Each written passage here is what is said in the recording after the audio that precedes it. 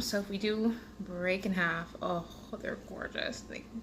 They break so well, and that's what the crumb pattern looks like. So let's try one.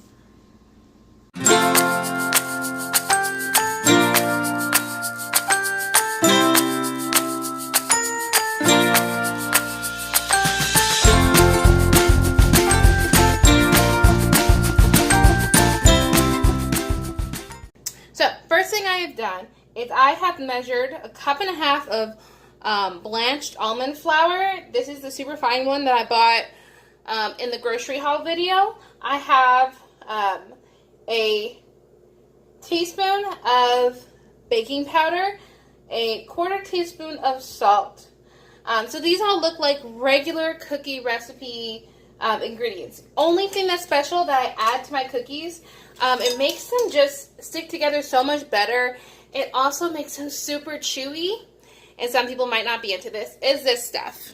Let me see if this stuff. This is a jar of xanthan gum. With this stuff, it's super fluffy. I'm sure that's on camera. I use a teaspoon of it. And I put that right in my dry mixture. So I don't know who of us took home economics, like hands up if that was you. But I learned in home ec that when you're measuring ingredients, you go dry, wet, sticky. So that's why I measure my dry ingredients first. Right. Sorry about that, guys. I was shooting this in a really awkward setting on the phone.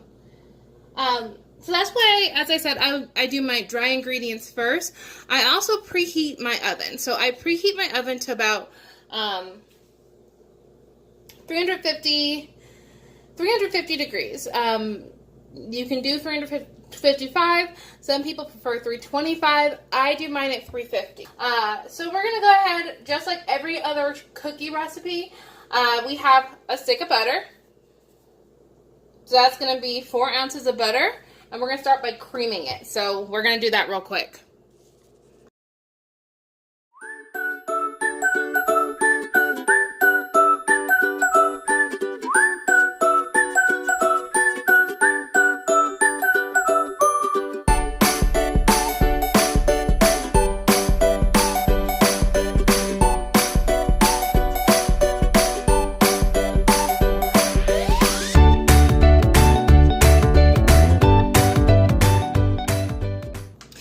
So finished creaming my butter. I'm actually going to go ahead and scrape the edges in a minute.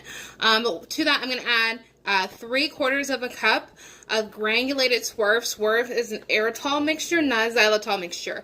I don't allow xylitol in my house because xylitol is lethal to animals. So I've got, as you know, 2 cats. They are my first priority, and yeah, sweetener doesn't come before them. So to this, I'm just going to let it start going a little bit. I'm just going to start slowly adding that granular swerve. And the great thing about this is that when it bakes up and when it, you know, is incorporated into a recipe, it does behave a lot like sugar. So I'm able to use the same basic methods and rules that I would use when working with sugar. And we're going to let that go for a little bit.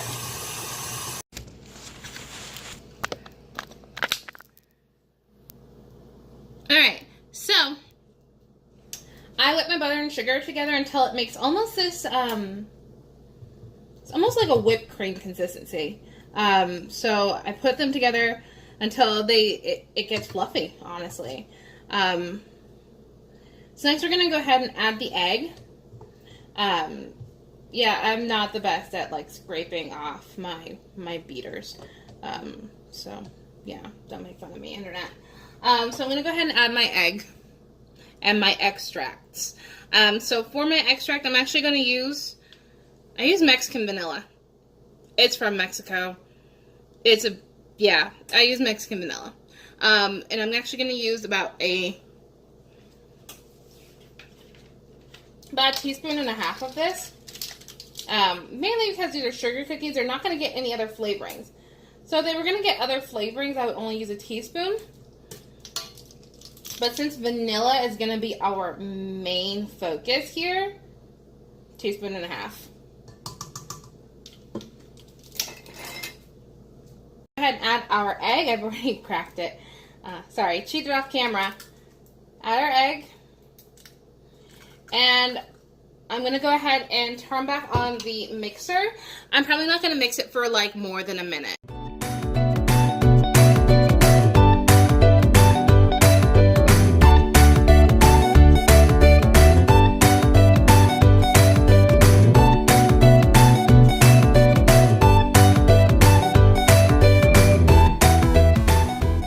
So now that it's incorporated, we're ready to go ahead and add our dry ingredients.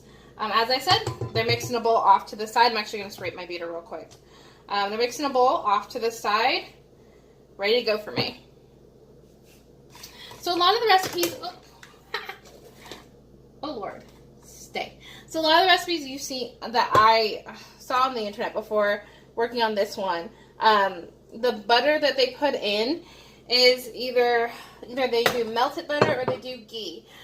So if you're paleo, meaning that you don't use, traditional butter, what I would suggest is that you use coconut oil and try to do the same thing.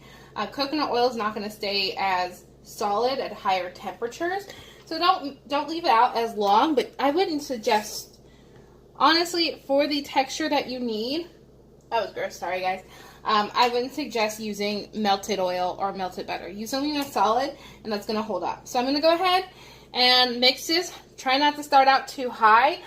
Yes, I did just dump that whole thing in there. My kitchen's about to be a mess. So you've been warned. I've been warned. Pro tip, don't be me.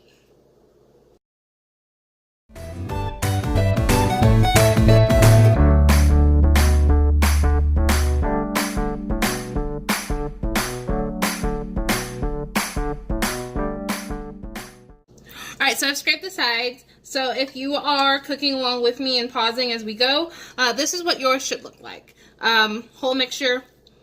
Doesn't make as much as your normal like gluten cookie dough, but this is what it should look like. So what we're going to do is I have one of the, let's see if I can find it.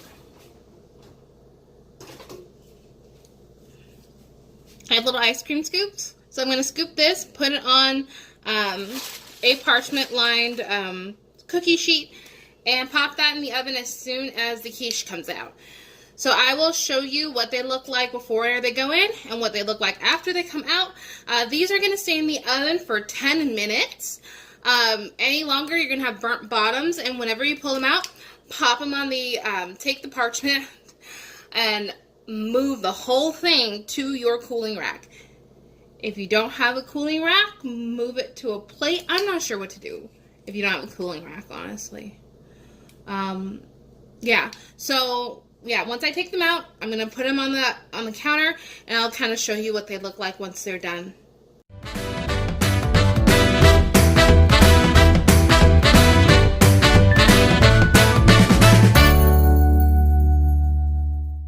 So if you want more recipes, if it's something you enjoyed, comment below. Let me know what you want me to make next. Today was just a whirlwind of meal prep. I have another video going up, and that is my breakfast casserole. Sorry. That's a breakfast casserole. And let me know, is there something in particular you want to see. My next video is going to be what I eat in the day. I'm not going to do every day of the week, because honestly, I meal prep for the entire week on Sunday, and I eat the same thing every day. I don't change it up.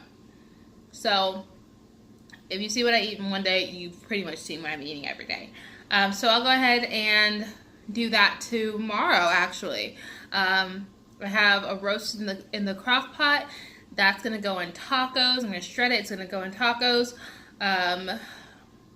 I have a cucumber salad that's marinating right now, and that's going to go on top of a salmon and avocado salad.